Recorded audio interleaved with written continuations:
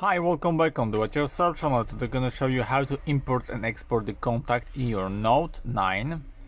This operation is quite easy, but first you need to find the option of your phone which be named contacts, like this. Now 3 dots on the left side here. Now manage contacts, and then import or export contacts here. So in this case we're gonna be import some contacts from internal SD or SIM card, wherever you want.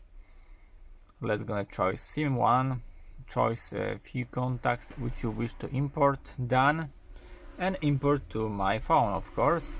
Yes, import, okay, and your contacts should be imported now.